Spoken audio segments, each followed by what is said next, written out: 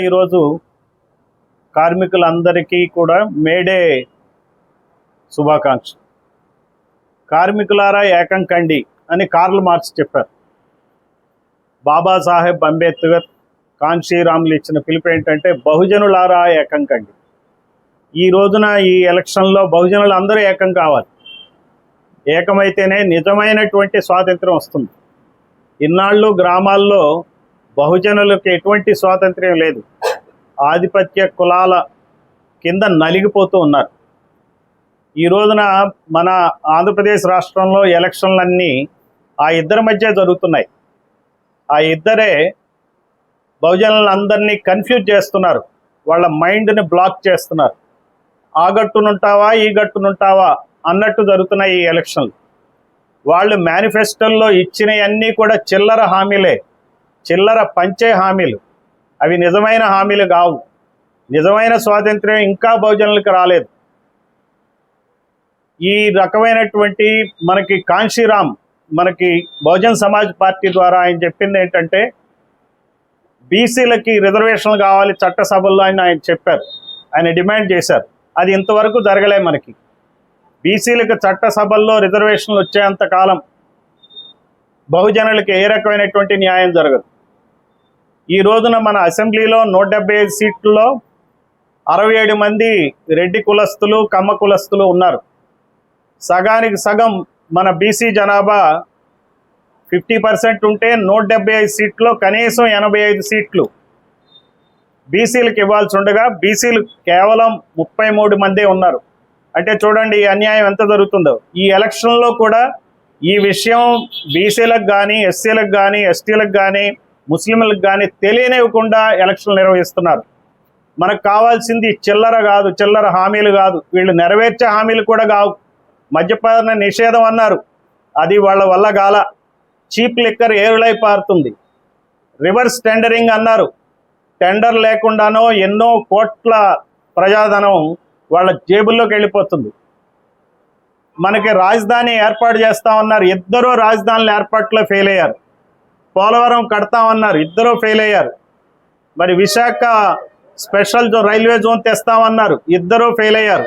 Visakha steel plant Adani పరం కాకుండా కాపాడలేని ఇద్దరు నాయకులు ఈ రాష్ట్రంలో ఎలక్షన్లకి నాకేయండి నాకేయండి అని చెప్పి ప్రజల్ని కన్ఫ్యూజ్ చేస్తున్నారు. ప్రజలారా మీరు నమ్మకండి. మీకు ఏ రకమైనటువంటి వెసులుబాటు కావాలి, వీళ్ళకి సరైన బుద్ధి చెప్పాలి అని కనుక మీరు భావిస్తే మీరు నోటాకు కూడా వేయొద్దు, ఏనుగు గుర్తుకు వేయండి. బహుజనులందరూ మీ ఓట్లు మీకే వేసుకోవాలంటే ఏనుగు గుర్తుకే వేసుకోవాలా. ఈ దృష్టితో బహుజనులందరూ ఏకం కావాలా. బహుజనులంతా ఏకం కావాల్సిన సమయం ఏర్పడింది. అందువలన ప్రపంచ కార్మికుల దినోత్సవం నాడు మనం గమనించాల్సింది ఏంటంటే మనం అందరం కార్మికులమే, బహుజనులే కార్మికులు. రెడ్లు కార్మికులు కాదు, లేకపోతే కమ్మాస్ కార్మికులు కాదు. వాళ్ళలో ఎవరు కూడా రోజు కూలీ చేసేవాళ్ళు ఉండరు.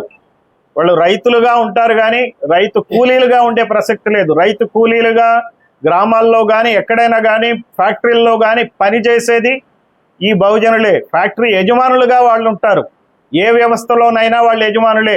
మీడియాలో కూడా యజమానులు వాళ్లే. మీడియాలో పనిచేసినటువంటి స్ట్రింగర్స్ కానీ రిపోర్టర్స్ కానీ అందరూ బహుజనులే. అందువలన బహుజనులారా ఏకం కండి.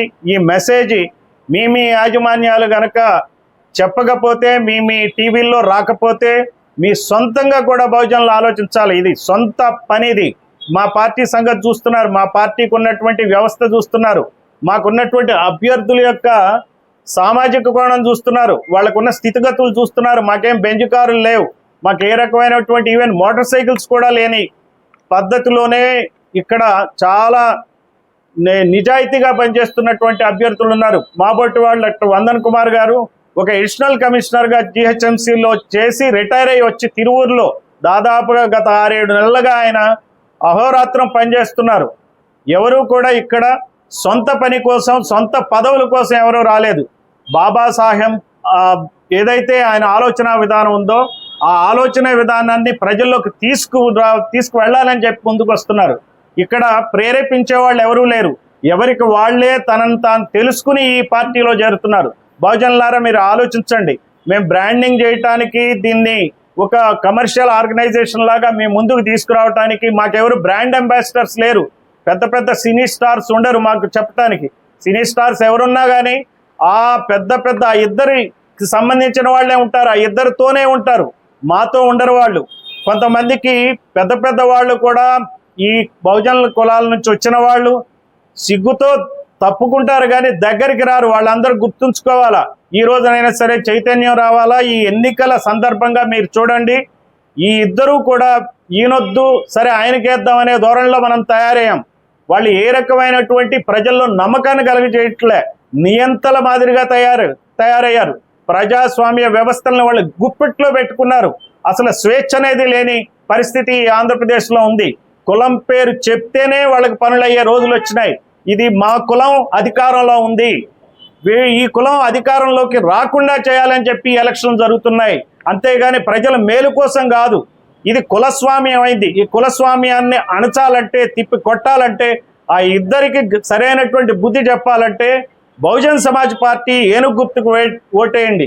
కానీ లేని వాళ్ళ పార్టీ బహుజన్ సమాజ్ పార్టీ, కానీ లేని వాళ్ళ రాముడు కాంశీరాముడు.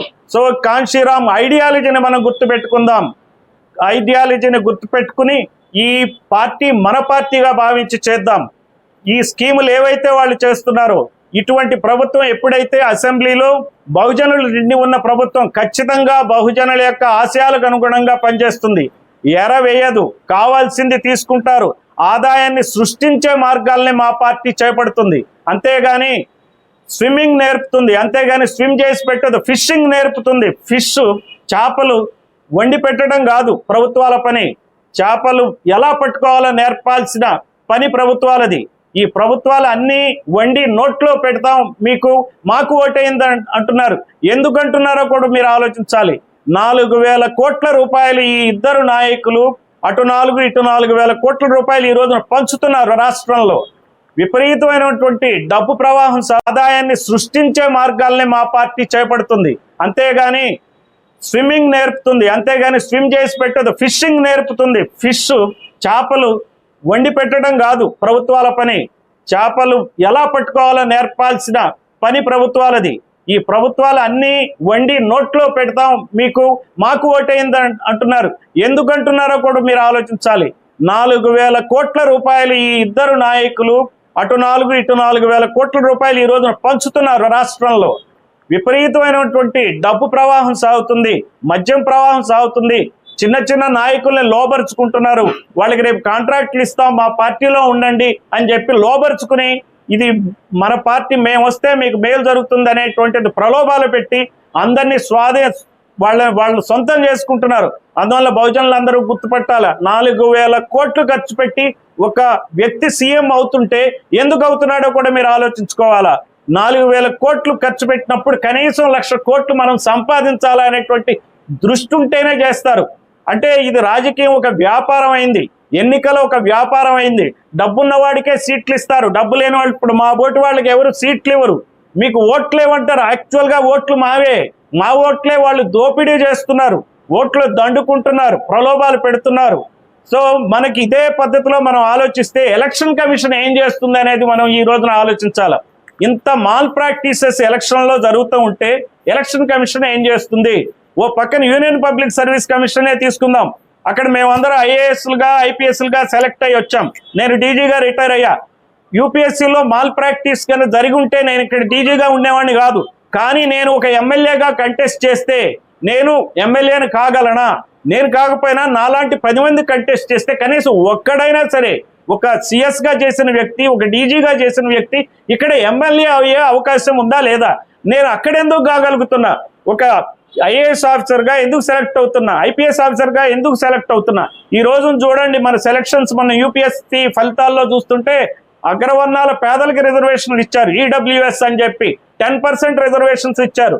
ఆ సెలెక్ట్ అయిన అభ్యర్థులకి కట్ ఆఫ్ మార్కులు బీసీ అభ్యర్థుల కన్నా తక్కువ చూడండి మీరు. అయినప్పటికీ యూపీఎస్సీ అన్ని రకాల ప్రజలు ఉండాలి అనే ఉద్దేశంతో, పేద విద్యార్థులు సఫర్ కాకూడదనే ఉద్దేశంతో యూపీఎస్సీలో వాళ్ళకి రిజర్వేషన్ ఇచ్చారు. ఎవరికి? అగ్రవర్ణాల పేదలకి. మరి బీసీలకి ఎందుకు చట్టసభల్లో రిజర్వేషన్ ఎవరు? ఆలోచించండి బహుజనులారా, వీళ్ళు ఎందుకు చేస్తున్నారు? అంబేద్కర్ పుణ్యం అని ఎస్సీలకి ఎస్టీలకి రిజర్వేషన్లు వచ్చి ఎమ్మెల్యేలైనా వాళ్ళని ఎవరూ కూడా వాళ్ళ యొక్క నామమాత్రపు అధికారాలకే పరిమితం చేశారు. వాళ్ళని మనుషులుగా చూడట్లా. ఒక చోట గెలిచి ఎవరైనా ప్రాబల్యం గనక అతను గట్టివాడు అనుకుంటే గనక అతని సీట్ అక్కడ క్యాన్సిల్ చేస్తున్నారు, ఇంకో చోటకు పొమ్మంటున్నారు.